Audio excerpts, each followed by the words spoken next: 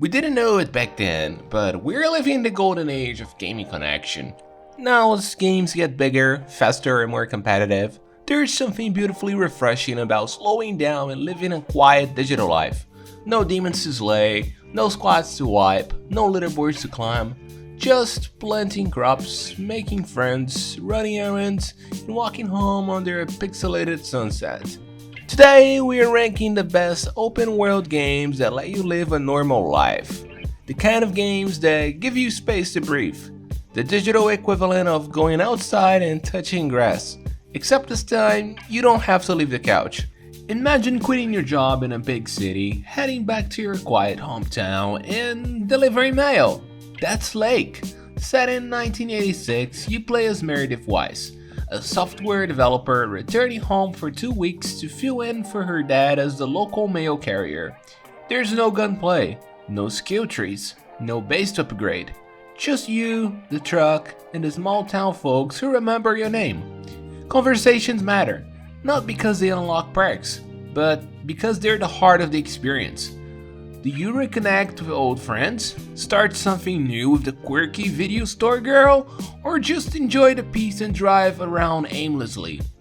Lake is low, deliberate, and oddly cozy.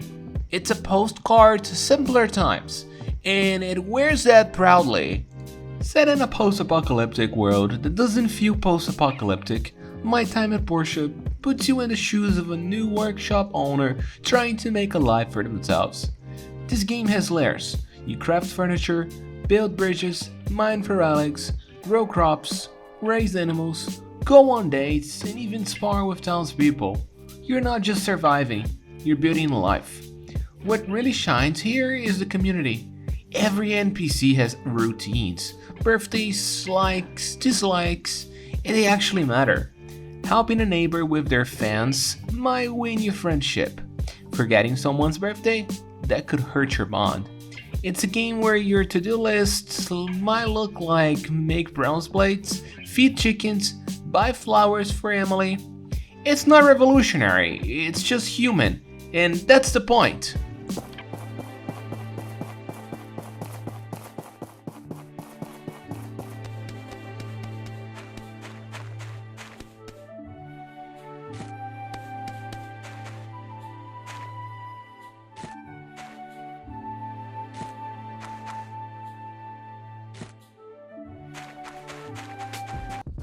On the surface, Kingdom Come doesn't belong on this list. It's gritty, historical, and brutally realistic. But underneath swordplay and political chaos, there's an open world that simulates normal medieval life better than almost any game ever made. You're not a chosen one, you're a blacksmith's son. You need to eat, sleep, learn to read. You work odd jobs, train with swords, pray at church, and help your neighbors. Want to live simply? You can. No one's stopping you from just hunting rabbits, chopping wood, or helping a farmer fix his fence.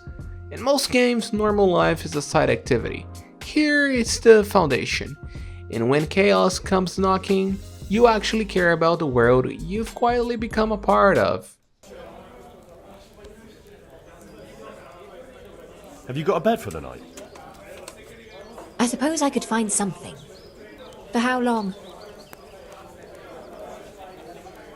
Just the one night? Sure, but groschen first. These are harsh times. Here you are. You got it all to yourself, no one will disturb you. Where do I go to sleep? On the upper floor of the inn. There's steps up to it outside. The second door. Before real-life sims were a genre, Shenmue made your life the gameplay. Released on the Dreamcast in 1999, Shenmue wasn't just a martial arts revenge story. It was one of the first open-world games to let you live a slow, deliberate, ordinary life in a digital world.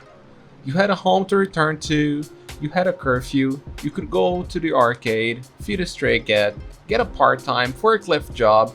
Characters had actual routines. They went to work, went home, and closed their shops at night. It wasn't about sprinting from waypoint to waypoint. Shenmue asked you to slow down, to notice things, to wait for a bus, to show up on time, to call your friends. It gave you a taste of a grounded, mundane, real world, and honestly, it still hasn't been matched in that specific feeling. Ryo Hazuki wasn't a superhero. He was just a guy with grief, a goal, and a bike ride between the two. Sometimes the most powerful fantasy in gaming is just getting to live your life.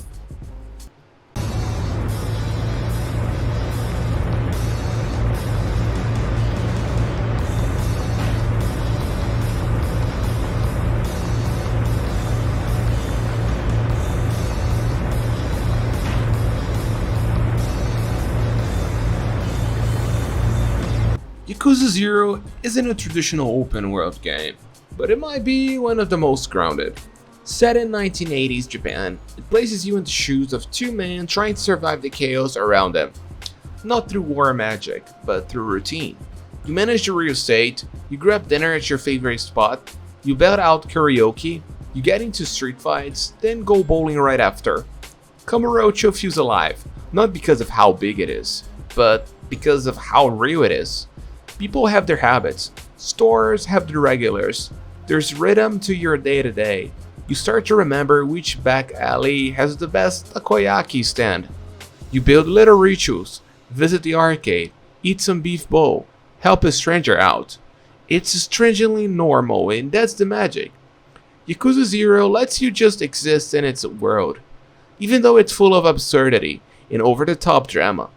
There's a calm beneath it all. You're not a superhero. You're not saving the world.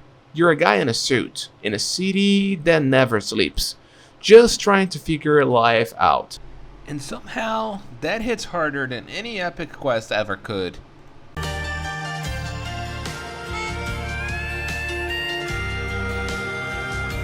I sing for you. バカみたい子供なのね夢を追って傷ついて Animal Crossing doesn't just simulate a normal life, it romanticizes it. You move to an island, build a home, grow fruit trees, decorate your space, and chat with your neighbors. There's no rush, no danger, and no objective beyond just being. And that's the beauty of it. The real-time clock means when it's 3 PM in your life, it's 3 PM in the game. You start checking in daily, not because you have to, but because you want to see if your favorite villager is out for a walk, or if there's a new song from KK Slider. The grind isn't about XP or loot, it's about catching a rare bug, rearranging furniture, writing letters, visiting a friend's island to see how they live. During lockdowns, New Horizons became a lifeline. People had birthday parties in it, graduations, first dates. It was a gentle digital world where anything felt safe, steady, and kind. It's not just a game, it's a reminder that peace and routine can be just as powerful as chaos and quests.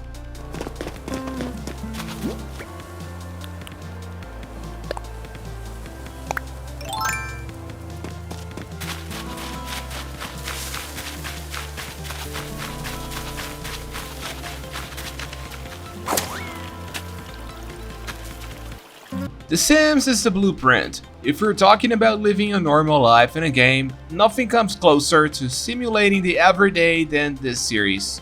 You wake up, brush your teeth, make eggs, get a text from your mom, maybe today you learn to paint, maybe you clean the house, maybe you just binge watch cooking shows and nap on the couch. But what makes The Sims timeless is how reflective it is. We play it not just to escape reality, but to reimagine it.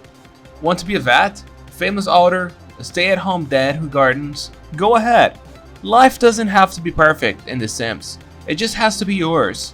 And that's what makes it endlessly playable. You inherit a rundown farm. You leave your soul-crushing job. You move to a quiet town. That's the start of Stardew Valley. And for many, it's the start of healing. This game doesn't just let you live a normal life. It celebrates it. Watering crops, raising animals, making jam, attending town festivals, writing love letters, mining in the caves. It all fits together into a life that feels wholesome and complete. There's no rush, no wrong path, just the seasons changing and a town full of people learning to trust you. You're not the hero, you're just part of the community. And in today's world, that can feel revolutionary. Stardew isn't about escaping your life. It's about finding the version of it that still feels warm, rooted, and real. A good chunk of these games might not make headlines. They won't have you sweating over boss fights or grinding for gear, but they offer something else. Presence, a digital breath, a chance to be still. Whether you're growing pumpkins in Stardew or delivering letters in Lake, these games remind us that a quiet life can be the most meaningful one. So let me know in the comments, what's your favorite normal life game? And if you're ever feeling overwhelmed, maybe it's time to boot up one of these and just be. Thanks for watching. If this resonated with you, consider subscribing. We're building a little cozy corner of the internet here, and there's always room for one more neighbor. Take care of yourselves, and I'll catch you in the next one. Cheers!